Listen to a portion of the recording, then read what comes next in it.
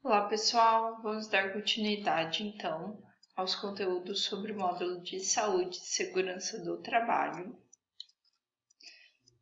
E nós vamos continuar falando sobre as NRs e eu coloquei aqui agora para vocês algumas NRs. Nós vamos falar hoje sobre duas, mas eu coloquei aqui em tópicos o nome de algumas, como a NR8, que é sobre edificações, a NR9, que é de Programa de Prevenções de Riscos Ambientais, a NR10, que é de Segurança em Instalações e Serviços em Eletricidade, a NR11, que é de transporte, movimentação, armazenagem e manuseio de materiais,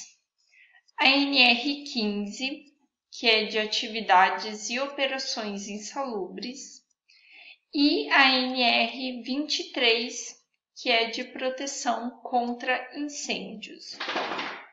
Mas, lembrando que nós temos 37 NRs. E nós vamos falar agora um pouquinho melhor sobre a NR6, que é de equipamentos de proteção individual, que são os EPIs. E o que é um EPI? Considera-se equipamento de proteção individual todo dispositivo ou produto de uso individual utilizado pelo trabalhador destinado à proteção de riscos suscetíveis de ameaçar a segurança e a saúde no trabalho. Então, são equipamentos que nós utilizamos no dia a dia dentro da empresa que servem para a nossa proteção para acidentes ou para proteção de nossa saúde. E lembrando que eles são de uso individuais, que são aqueles em que cada trabalhador terá o seu equipamento. Isso porque tem equipamentos de proteção que eles servem para um trabalho específico e eles ficam às vezes naquele setor. Então, eles são diferentes. Aquele tipo de equipamento ele serve para proteção, mas aí ele não vai entrar como um EPI, ele vai ser um equipamento de proteção coletivo, porque ele vai ficar naquele setor e ele vai servir para mim, vai servir para o meu colega de trabalho, então para qualquer um que for realizar aquela atividade. Então, a empresa ela é obrigada a fornecer aos empregados gratuitamente EPI adequado ao risco, em perfeito estado de conservação e funcionamento nas seguintes circunstâncias: sempre que as medidas de ordem geral não ofereçam completa proteção contra os riscos de acidentes do trabalho ou de doenças profissionais e do trabalho. Para isso, deve ser analisado a condição de trabalho, quais são os riscos que esse trabalhador está sendo exposto e quais são os EPIs que ele deve utilizar para essa atividade.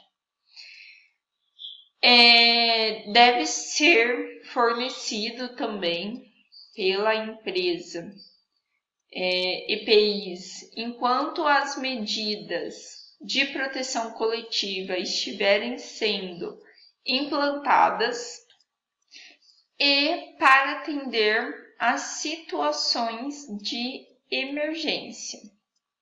E isso o que foi colocado aqui para vocês são situações em que a empresa é obrigado a fornecer aos empregadores os EPIs.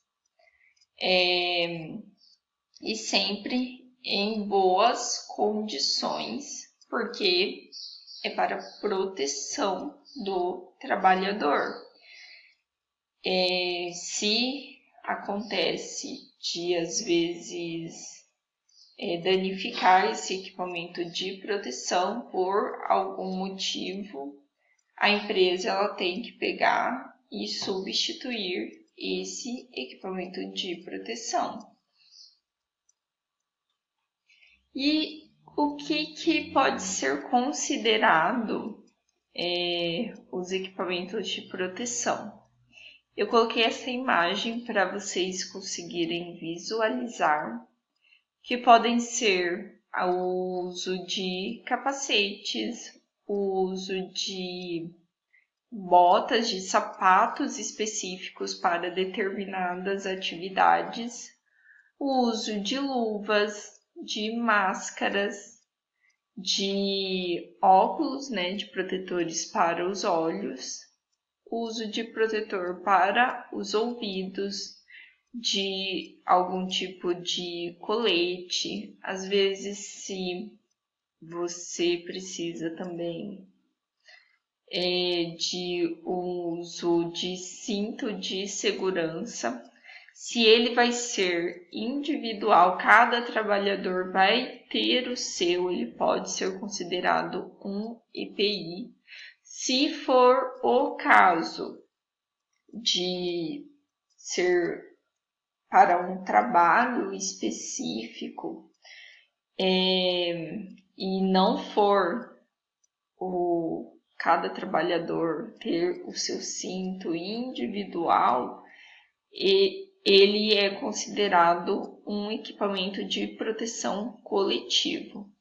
Mas nessa imagem ela demonstra os equipamentos de proteção individuais mais utilizados.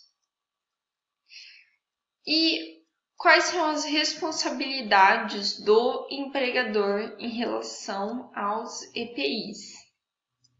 Primeiro, adquirir o EPI adequado ao risco de cada atividade. É necessário o uso de protetores para os ouvidos, então ele tem que fornecer um equipamento adequado para a atividade em relação a esse risco. Para fornecer esses equipamentos, sempre é necessário você conhecer os riscos que esses trabalhadores vão estar sendo expostos. Segundo, exigir o seu uso. Você está fornecendo o equipamento de proteção é porque os trabalhadores estão correndo algum risco. Então, você tem que exigir sempre que esses trabalhadores utilizem esse equipamento de proteção. Eles têm que serem fiscalizados se eles estão utilizando corretamente. Fornecer ao trabalhador somente o aprovado pelo órgão nacional competente em matéria de segurança e saúde no trabalho, porque se você fornece um equipamento que não tem eficiência comprovada, significa que ele não vai proteger o trabalhador. Orientar e treinar o trabalhador sobre o uso adequado, guarda e conservação do equipamento de proteção. Então, esse trabalhador ele tem que ter ciência também sobre a importância do uso desse equipamento de proteção, a forma correta de utilizar e de fazer a conservação desse equipamento de proteção. Substituir imediatamente quando danificado ou extraviado esse equipamento de proteção. Responsabilizar-se pela higienização e manutenção periódica.